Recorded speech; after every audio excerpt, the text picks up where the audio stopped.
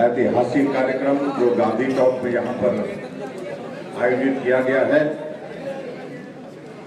हमारे बीच में भारतीय जनता पार्टी के हमारे प्रदेश के सम्मानीय अध्यक्ष डॉक्टर राजीव बिंदल जी, आप सबके बहुत ही लोकप्रिय सांसद, केंद्र में मंत्री, जो 4 बार जीतने का रिकॉर्ड स्थापित करने के बाद अब की बार 5वीं बार 5 लाख पार के रिकॉर्ड के साथ जीतेंगे, ऐसे हमारे अनुराग ठाकुर जी हमारे बीच में। हमारी पार्टी में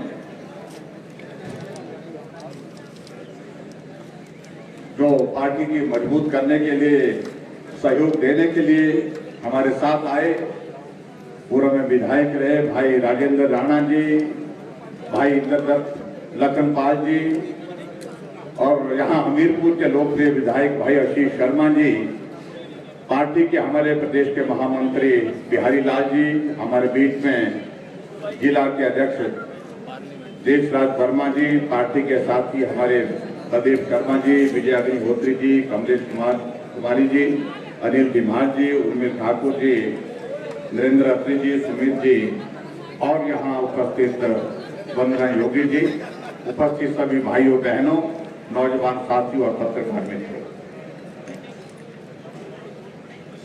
मैं समझता हूं कि बहुत लंबी सभा यहाँ पर हो गई। हमारे बहुत सारे साथियों ने आपके बीच में बहुत विस्तार से अपनी बात कही और इसलिए बहुत ज्यादा कहने की आवश्यकता नहीं है। ये बच्चे बेचारे फोटो खिंचाने के लिए और ऊपर से मैं देख रहा हूं कि सूर्य भगवान की कृपा, तापमान भी बढ़ रहा है, राजनीतिक तापमान भी और सूर्य का तापमान भी बढ़ रहा है, इसलिए मैं लंबी बात नहीं करूंगा। भाई और बहनों, में एक बात जरूर कहना चाह रहा हूं। नवरात्रों की आज ये तीसरा दिन है और तीसरे दिन के इस अवसर पर मैं आप सबको बहुत बहुत बधाई देता हूं, बहुत बहुत शुभकामनाएं देता हूं। और विशेष तौर से आज के इस कार्यक्रम की शुरुआत करने के लिए, जब पहला संबोधन करने के लिए भाई आशीष जी यहाँ पर आए, तो पूरा मंत्रोच्चारण के साथ इन्होंने शुरुआत की और बहुत बेहतर ढंग से। जय श्री राम, जय श्री राम। और मैं इस बात को दावे के साथ कह सकता हूं, जो हालात बने, जो परिस्थितियां बनी हैं,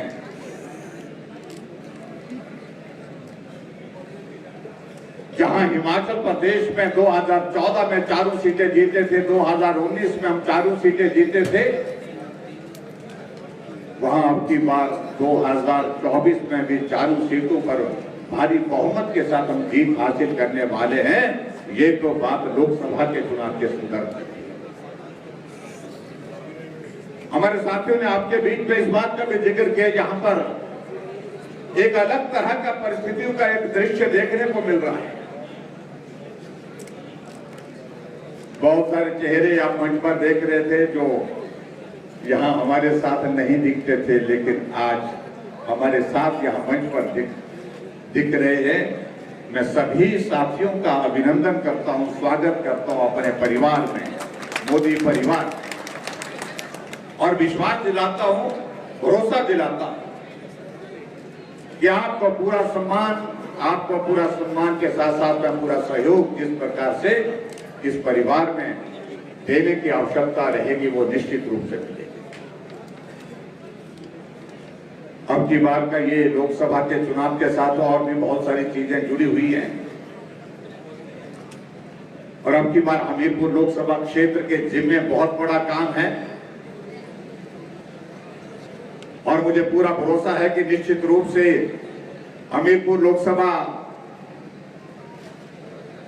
उस काम को बहुत जिम्मेवारी के साथ पूरा करें।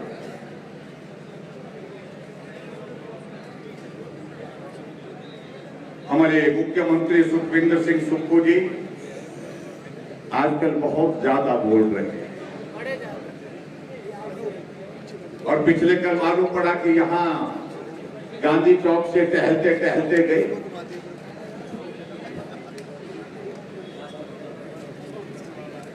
ज्यादातर जिंदगी का हिस्सा उनका टहलते टहलते शिमला की माल रोड पर गुजरा है। ये हकीकत है, मैं इस बात को उनके ध्यान में लाना चाह रहा हूं।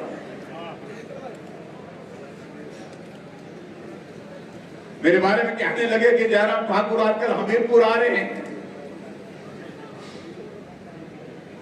मैं अपने मित्र सुखू जी को कहना चाहता हूं, मैं आज से नहीं कई वर्षों से आ रहा हूं, बार बार आ रहा हूं, और इस बात को अगर आपने पुष्टि करनी है, आप 15 महीने में जितनी बार आए उससे ज्यादा में 1 साल में यहाँ हमीरपुर पहले साल में ही हमीरपुर जिला में आया। आज अगर हमीरपुर जिला के अंतर्गत जो उद्घाटन के कार्य आपके हाथों से हो रहे हैं, उनका शिलान्यास हमारे हाथों से हुआ है, ये भी मैं कहना चाहता हूं। इस बात को भी उनको ध्यान में रखना चाहिए।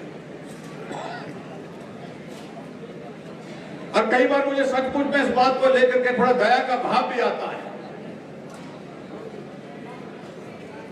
क्योंकि हालात ऐसे अपने हाथों से पैदा किए जिसके कारण वो आज पश्चाताप कर रहे हैं। कहने को तो सुख की सरकार, लेकिन सुख की अनुभूति मुझे लगता है कि सुखू भाई आपको भी नहीं हो पा रही है। बाकी की तो बात छोड़िए, और हो भी कैसे? आप अपने जिला के विधायकों को भी दलित करते हैं। आप अपने जिले के विधायकों को आपकी पार्टी से जो जीत करके आए थे, आपके साथी थे, उसके बावजूद उनके काम नहीं करते।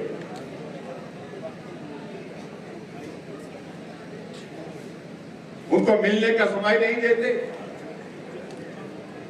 ये लोकतंत्र है, ये लोकतंत्र चुने हुए प्रतिनिधियों की वजह से चलता है।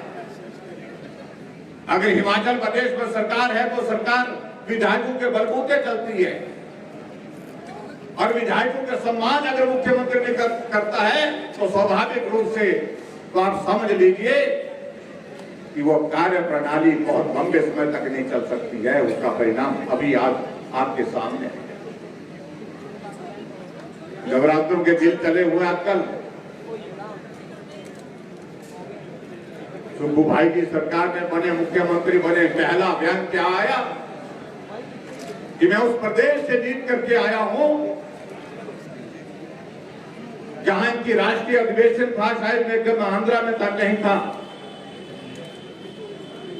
जहां 97% हिंदू हैं। उस पार्टी को मैं हिंदुओं की पार्टी को हरा करके आया। ठीक कहा भाई राजेंद्र राणा जी ने, लखनपाल जी ने, आशीष जी ने, अरे सनातन का विरोध कर रहे हो, हिंदू हो करके हिंदुओं के खिलाफ बोल रहे हो, और इसकी स्वाभाविक रूप से इसकी कीमत चुकानी पड़ेगी, ये बात तय थी। और मुझे लगता है कि आजकल के जो राजनीतिक परिस्थितियां बन रही है वो उसी दिशा में इंगित करती है।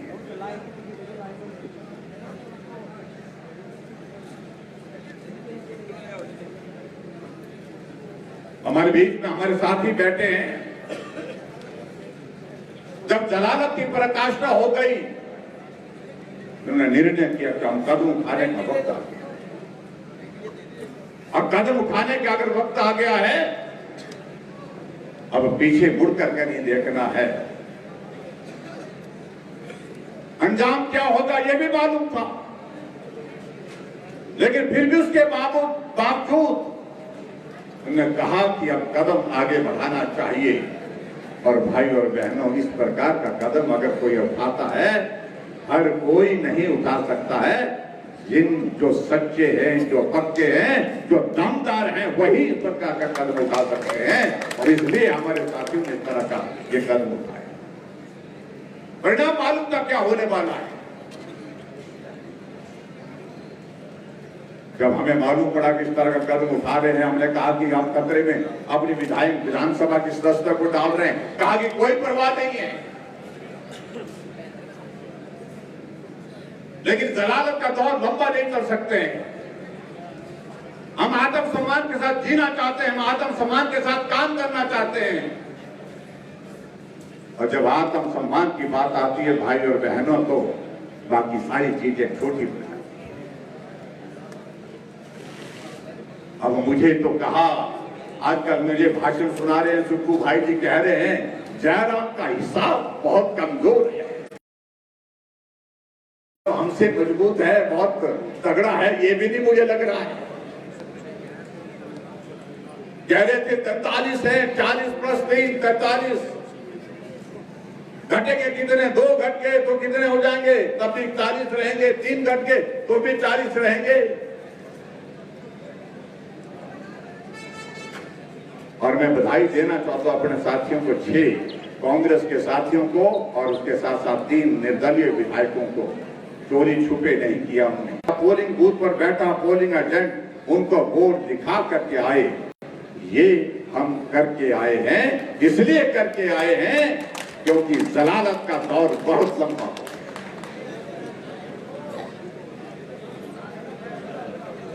और मेरे हिसाब के बारे में चिंता मत करिए, लेकिन आपका हिसाब कैसे खराब हो गया।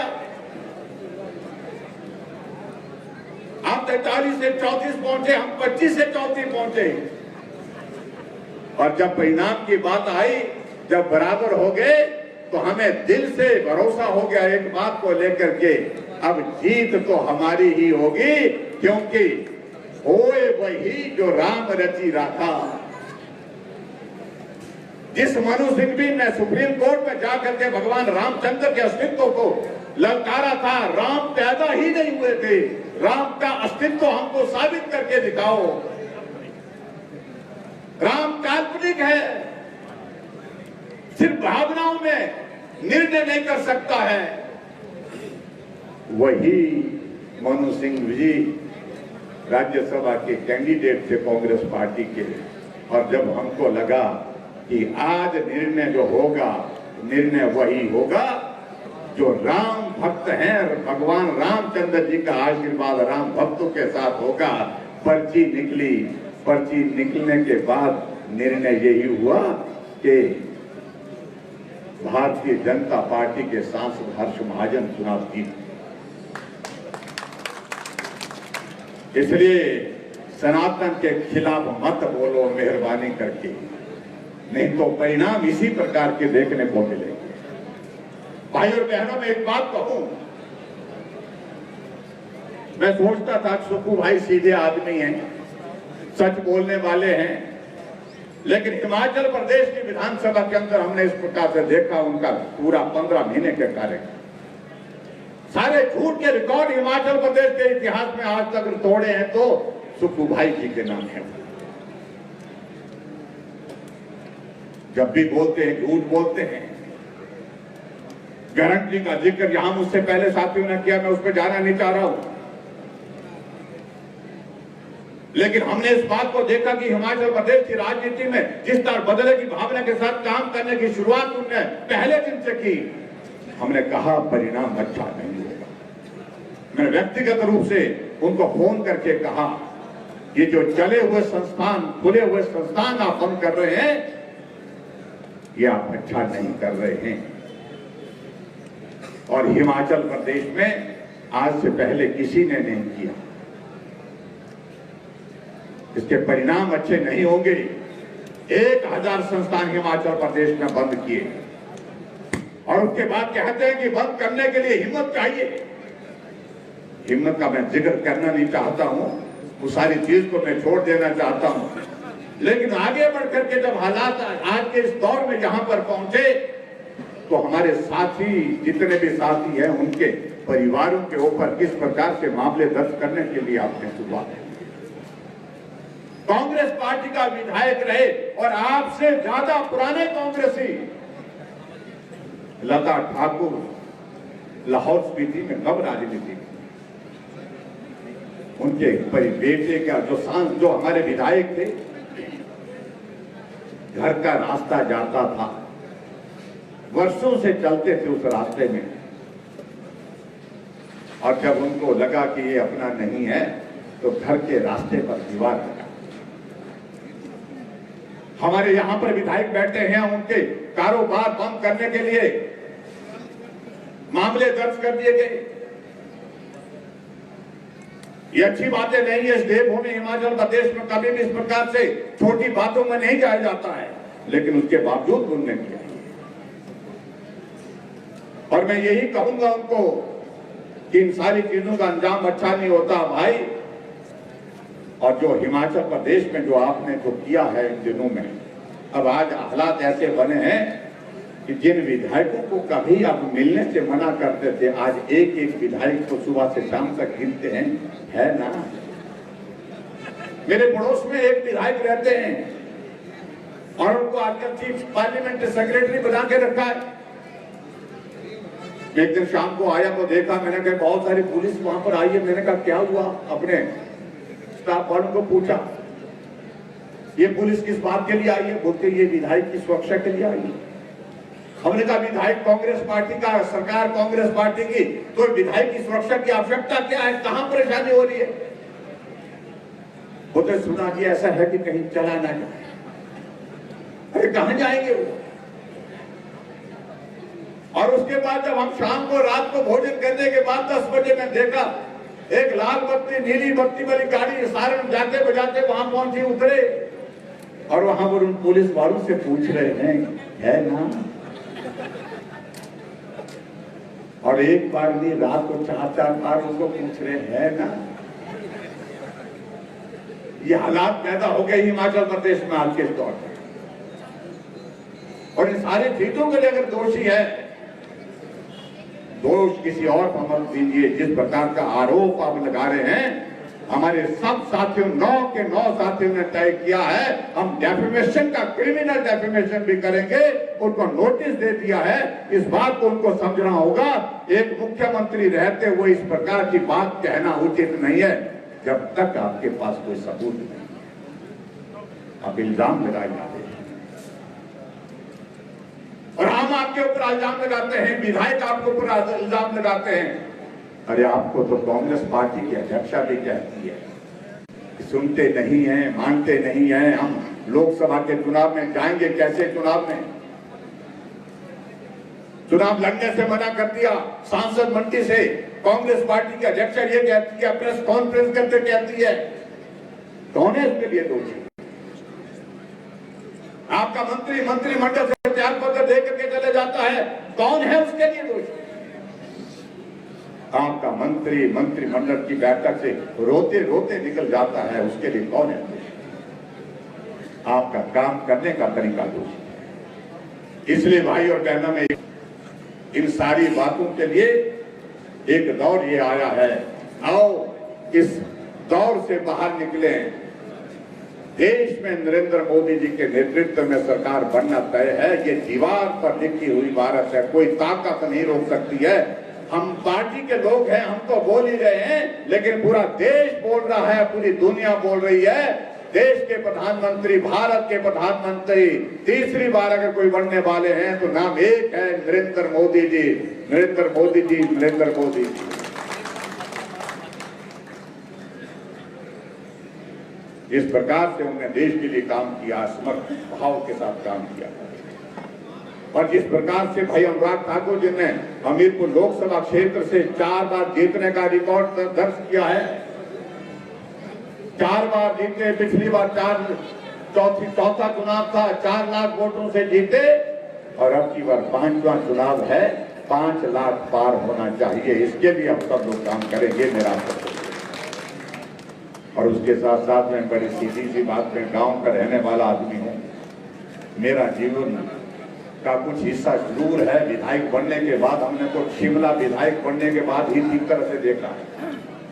सुखू भाई जी तो पैदा ही शिमला हुए हैं, शिमला की माल रोड पर वो बचपन से घूमते रहे हैं। शिमला की राजनीति की शुरुआत की तो शिमला से ही उन्होंने की, जहां उन्होंने चुनाव लड़ा था कॉर्पोरेशन का। इसलिए उनके मन में कई बार उनके साथी इस बात का भी जिक्र करते हैं कि अगली बार हमीरपुर से नहीं, कोई शिमला से चुनाव लड़ेंगे। मैं उनके बारे में नहीं कुछ कहना चाह रहा हूं, वो क्यों कहते होंगे ऐसा, लेकिन मैं इतनी बात जरूर कहना चाहता हूं कि हिमाचल प्रदेश में कांग्रेस पार्टी का भविष्य समाप्त हो गया। कांग्रेस पार्टी नजरों से भी गिर चुकी है और बहुमत में भी गिर चुकी है। और ये उस दिन गई है जब राज्यसभा की सीट का परिणाम आया, वो बहुत बड़े प्रचंड बहुमत में होने के बावजूद भी वो चुनाव हार गए, भारतीय जनता पार्टी जीत गई। तो नैतिकता तो ये बनते थे कि उसी दिन त्याग पत्र दे देना चाहिए था। मैंने इस बात को कहा है, अगर हम उनकी जगह होते तो हम उसी दिन त्याग पत्र दे देते कि इतना बड़ा बहुमत होने के बावजूद आप हार गए। विधानसभा में बजट पारित होना था, दूसरे दिन बजट पास करने के लिए बहुमत में था। भारतीय जनता पार्टी के 15 विधायकों को सदन से उठा करके 100 कमांडो के माध्यम से सड़क पर फेंक दिया, बाहर निकाल दिया गया, तब जाकर के बजट पारित हुआ। सरकार कहां है, मुझे समझाओ तो सही, किस तरह की सरकार है।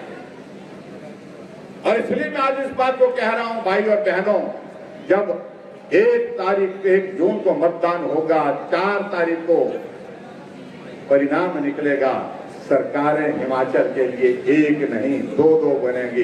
दिल्ली में नरेंद्र मोदी जी की सरकार बनेगी और हिमाचल प्रदेश में जब सारे विधायक चुन करके आएंगे, जीत करके आएंगे भारतीय जनता पार्टी के, जो निश्चित रूप से होने वाला है, तो हिमाचल प्रदेश में भी भारतीय जनता पार्टी की सरकार।